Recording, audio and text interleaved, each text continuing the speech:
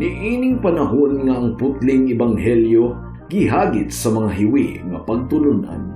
Kinahanglan mo barog ang mga tinunan ni Kristo sa pagpakigbisog sa paglaban sa pagtuo nga makausa ug alang sa tanang panahon gihatag sa Dios ngadto sa iyang katawhan.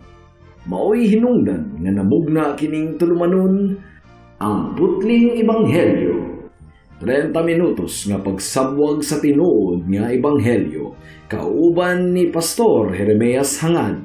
Ang putling ebanghelyo tulumanon nga gihatod kaninyo sa Unidos Community Bible Fellowship sa Unidos Plaridel, Misamis Occidental. Ang putling ebanghelyo, ang putling ebanghelyo, ang putling ebanghelyo.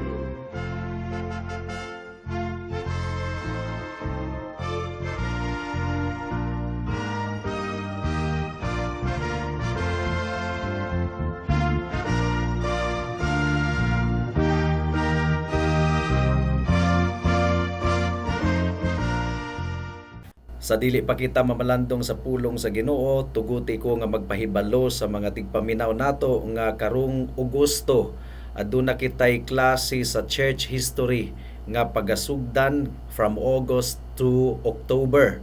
Ug libre kini nga pagtuon mga kaigsuonan sa Covenant Reformed Seminary of Asia. So katong interesado nga makakaton sa church history, please just contact me sa 0935-744-3030 or sa akong Facebook account nga Jeremiah L. Hangad para ma-updated mo sa mga buluhaton nato dinhi sa kahanginan. Alang sa pagpamalandong sa pulong sa Ginoo, atong buksan ang atong Biblia sa Mark chapter 8 verse 27 hangtod sa 29. Apan sa dili pa, once again, akong gipaabot ang akong pagpanimbaya sa akong Lolo Isabelo Laure Sr., 93 years old, nga sa grasya sa Ginoo hapit na mag 94 mga kaigsuonan. Mark chapter 8 verse 27 to 29. Ang giingon dinhi: Unya si Jesus ug ang iyang mga tinun-an miadto sa mga balangay sa Caesarea Philippo. Samtang naglakaw sila, iyang gipangutana ang iyang mga tinun-an, kinsa man kuno ako sumala sa mga tawo. Mitubag sila, ang uban miingon nga ikaw mao si Juan nga magbubunyag. Ang uban usab miingon nga ikaw mao si Elias, ug miingon pagayod ang uban nga ikaw usa ka propeta. Apan kamo unsa may inyong ikasulti? Kinsa man ako? Nangutana si Jesus kanila ug mitubag si Pedro, ikaw mao ang Mesiyas. May the Lord bless the reading and proclamation of His word this afternoon. Sa atong pagtuon niini nga passage mga kaigsuonan, miabot na kita sa tunga-tunga sa Gospel of Mark because there are 16 chapters in the Gospel of Mark, and this chapter 8 importante gayud kaayo mga kaigsuonan. Si Kristo nag-inusara na karon kauban sa iyang mga tinun-an. Ug pasabot wala na ang bagang mga katawhan, busa gi-take ni Jesus kadto nga kahigayunan nga mangutana kung unsa ang ikasulti sa mga katawhan kaniya ug unsa ang pag-ila sa mga tinun-an ni Kristo kaniya. Ug ang mga disciples nagsugod sa pagbatbat sa popular opinion sa mga katawhan mahitungod kang Jesus. Ang giingon dinhi sa verse 28, mitubag sila, ang uban miingon nga ikaw mao si Juan nga magbubunyag. Ang uban usab miingon nga ikaw mao si Elias ug miingon pagayod ang uban nga ikaw usa sa mga propeta. And then, ang ultimate question mga kaigsuonan, gihatag ni Kristo sa iyang mga disipulo. Apan kamo unsa may inyong ikasulti? Kinsa man ako? Personal question kadto mga kaigsuonan nga nagdemand og personal nga tubag. Ug ang tubag ni Pedro insakto gayud kaayo ug importante gayud nato nga masabtan ang buti pasabot sa tubag ni Pedro in behalf of the apostles. Ang giingon ni Pedro, you are the Christ. Ikaw ang Kristo, ikaw ang Mesiyas.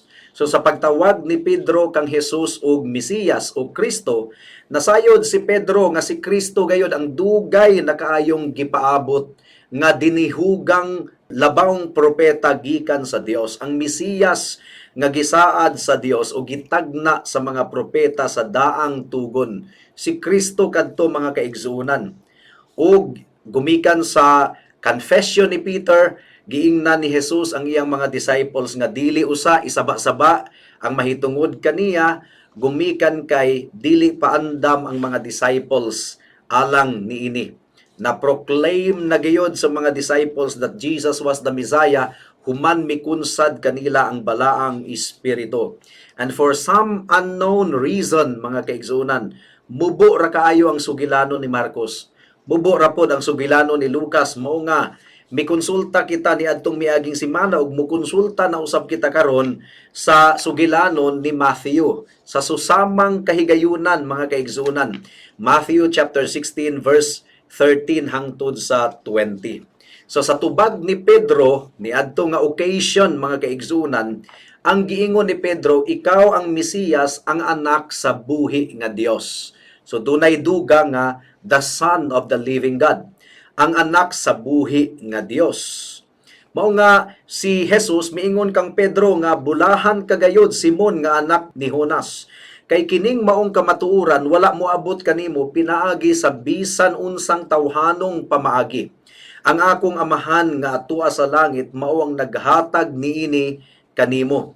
So, Peter did not simply come to the realization that Jesus Christ was the Messiah.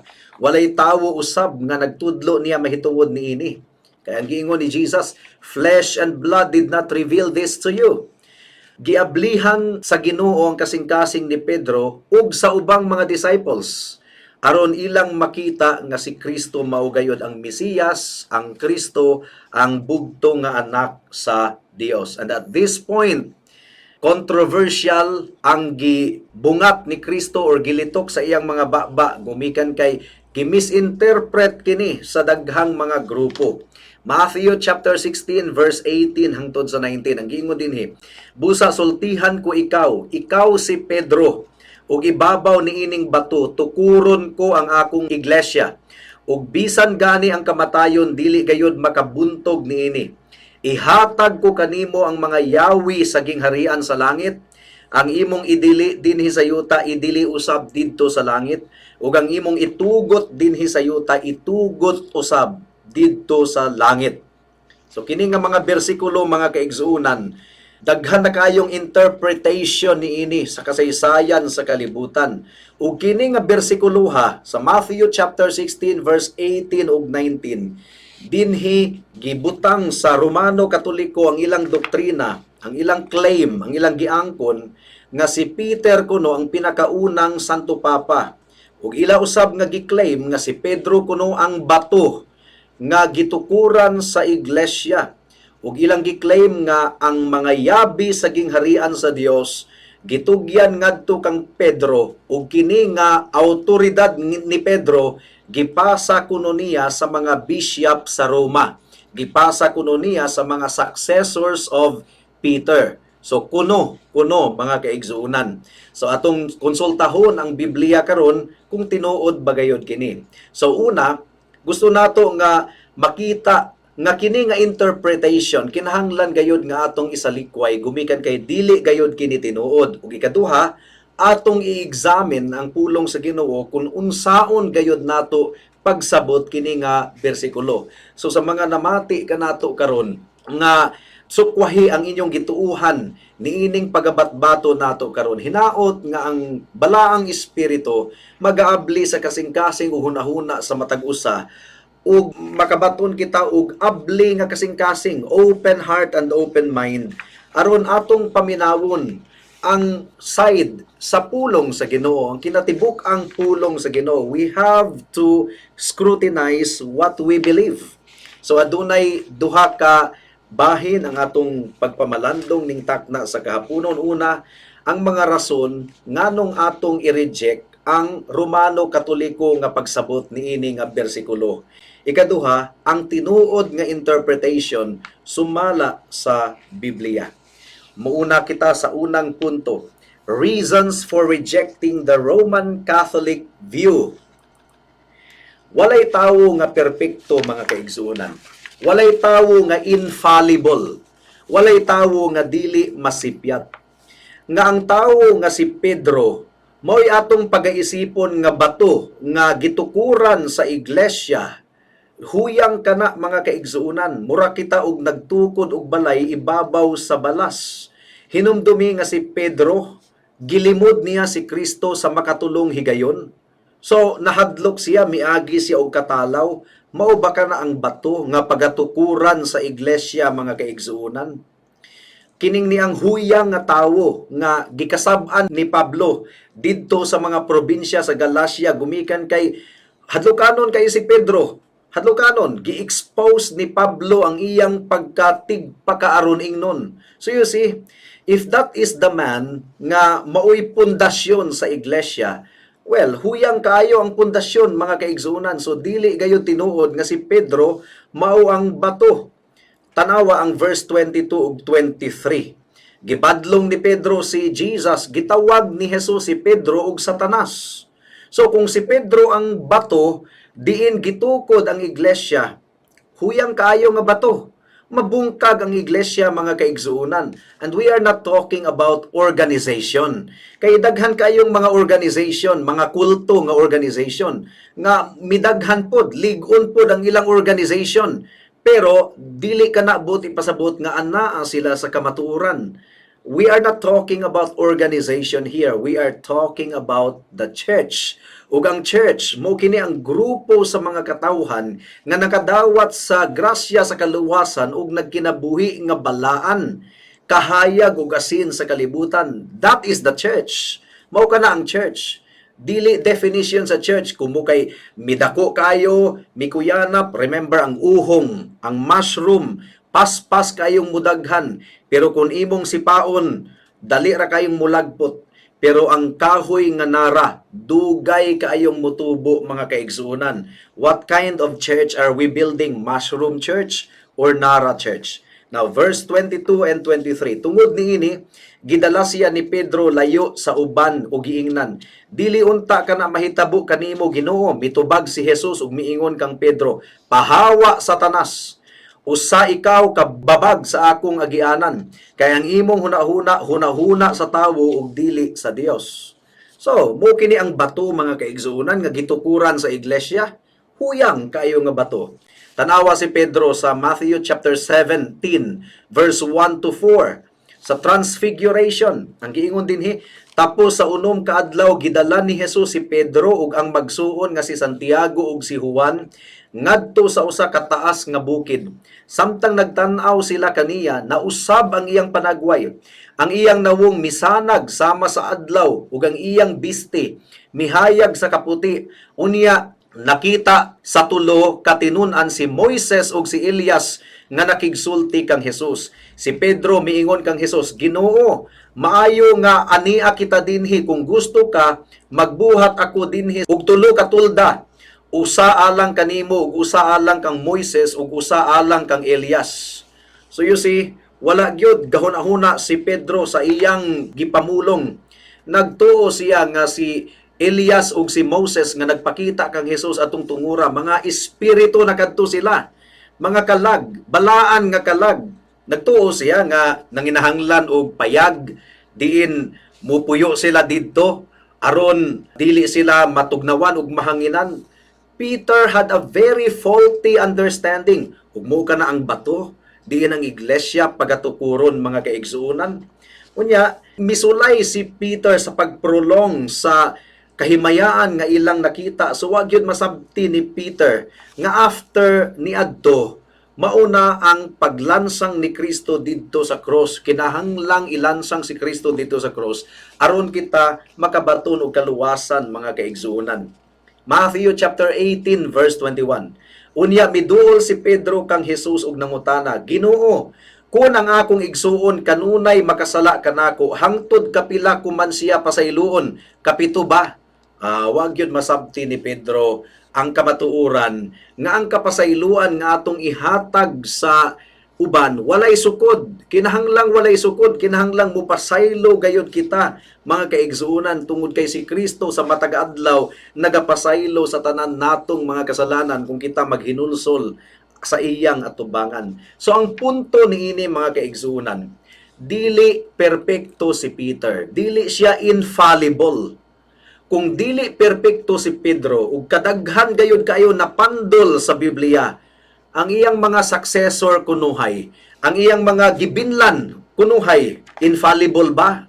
No, layo kayo. Anyway, claim ra na ha nga si Pedro kuno ang prinsipe sa mga apostol, unya gibilin kuno ni Pedro ang iyang opisina didto sa mga bishop sa Rome.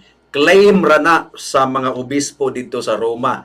Wala gyud tay mabasa ni ana sa Biblia. So dili si Pedro mao ang bato nga patukuranan sa iglesia. Gumikan kay huyang kayo si Pedro mga kaigsuonan. The Roman Catholic religion teaches that the Pope occupies the chair of Peter. Ug kung sila mulitok og ex cathedra, they speak infallibly and their pronouncements are binding upon the church.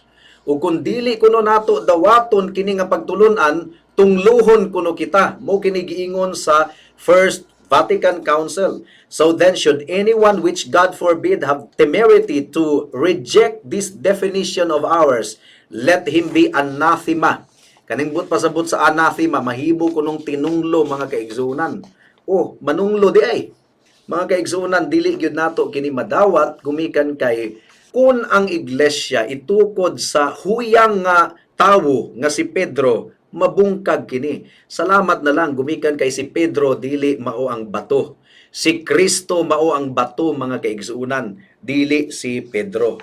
So, mudangat na kita sa ikaduhang punto, unsa man gayud ang interpretation niini.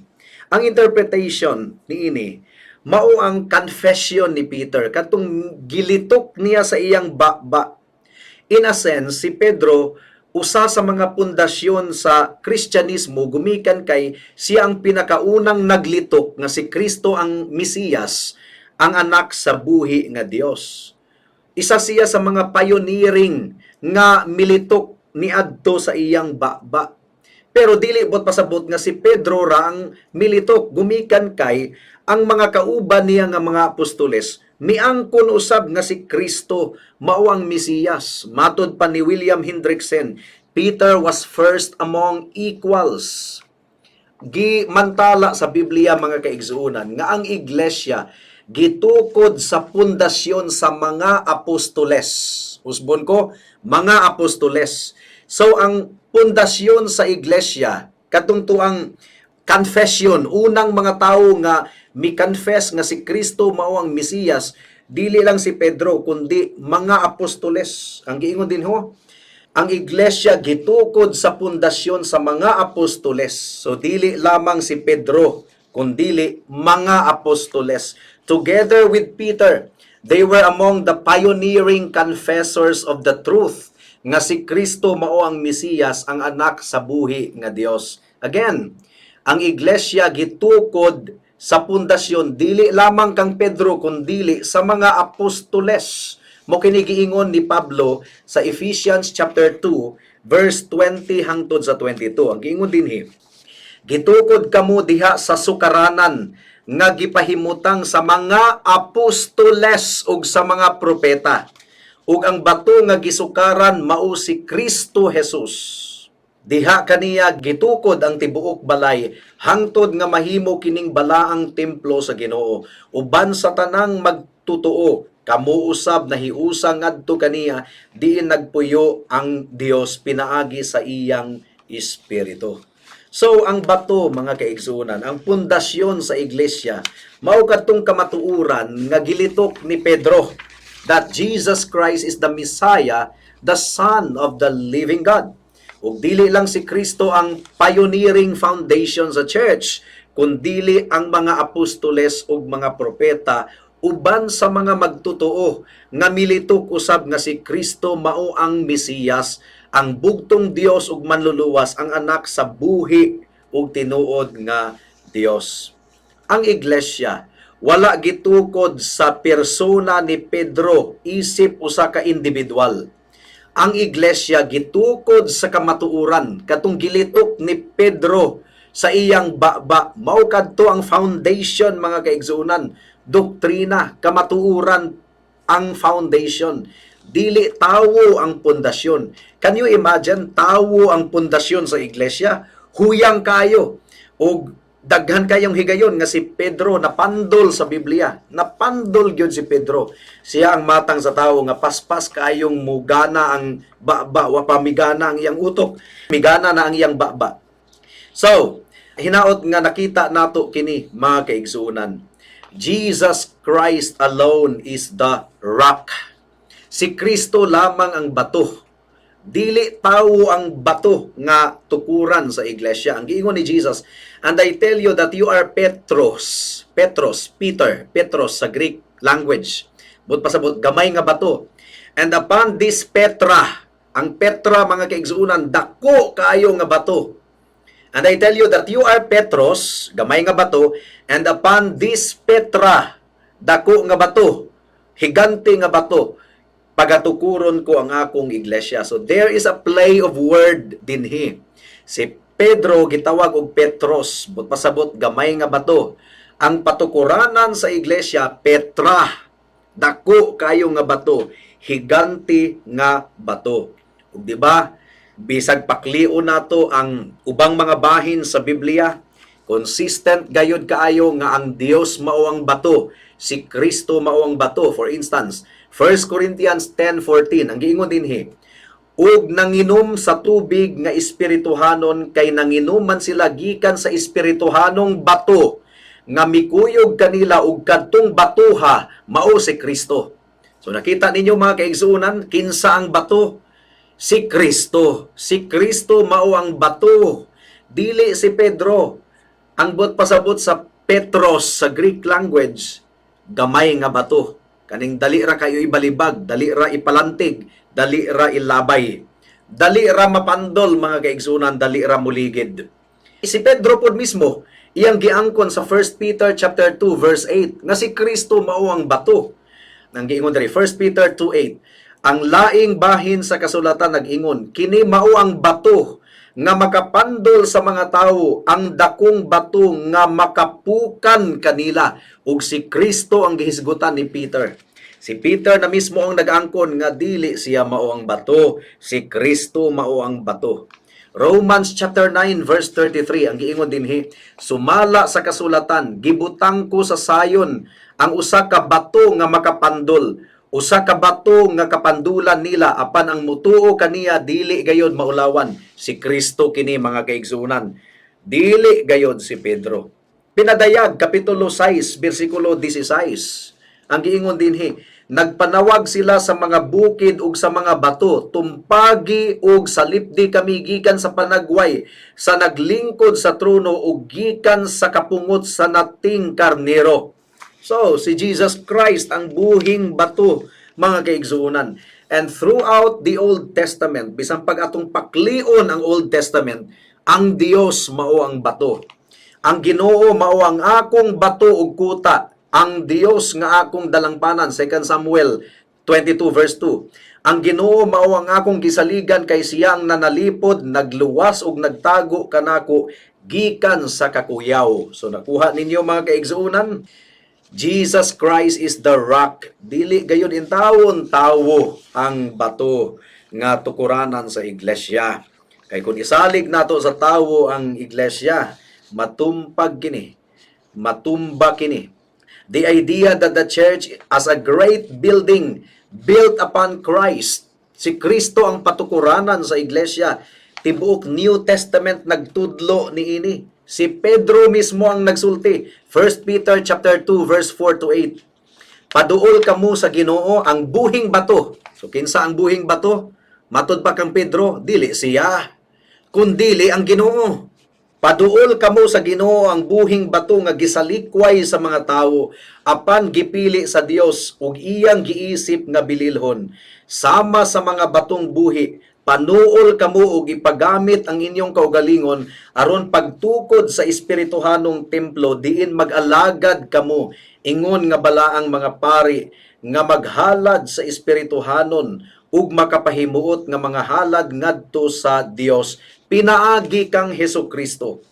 Kay ang kasulatan nag-ingon, gipili ko ang usa ka bililhong bato nga karon akong gibutang aron himuong sukaranan sa sayon, ug ang musalig kaniya dili gayod mapakyas. Kining batuha Mahal kaayo alang kaninyo nga nagtuo, apan alang niadtong wala mo tuo, ang kasulatan nag-ingon, ang bato nga gisalikway sa mga magtutukod, na matud-an nga maudi ay ang labing importanteng bato.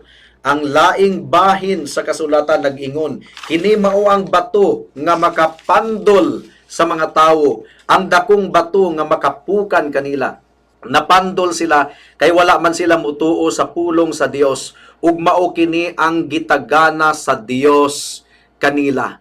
So nakuha nato mga kaigsuunan, klaro kaayo nga giingon ni Pedro nga si Kristo mao ang bato.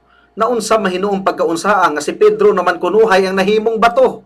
Oh, mga kaigsuunan, hinaot nga giablihan sa Ginoo ang atong kasing-kasing hunahuna. Claim rana ni adtong 5th century. Ni adtong ang mga bishop sa Roma ilang gituboy ang ilang kaugalingon, gibayaw nilang ilang kaugalingon aron hangdon sila sa mga tawo. Grabe no, si Pedro ang bato, tapos si Pedro iyang gipasa ang iyang opisina sa mga bishop ra gyud sa Rome. Daghan pa mga bishop dito sa Alexandria, dito sa Damascus, sa Antioch. Exclusive ra gyud sa Rome mga kaigsuunan. That's only a claim. That's only a claim. Pero klaro kayo sa pulong sa Ginoo nga si Kristo mao ang bato. Ang Dios mao ang bato. Dili tawo ang bato. Ang pagduol nato kang Kristo kinahanglan at duna kitay pagsalig kaniya. He is the Christ, the Son of the living God. Siya ang Dios nga naghari sa tibuok kalibutan, dili tawo mga kaigsuunan. Kung tinuod natong nasayran si Kristo, ato usab nga sundon ang iyang mga sugo, atong ipaubos ang atong kaugalingon kaniya. Musalig kita kaniya ingon nga bato. Usa sa ilhanan sa mga kulto, imbis na si Kristo ang ituboy, tawo ang gituboy.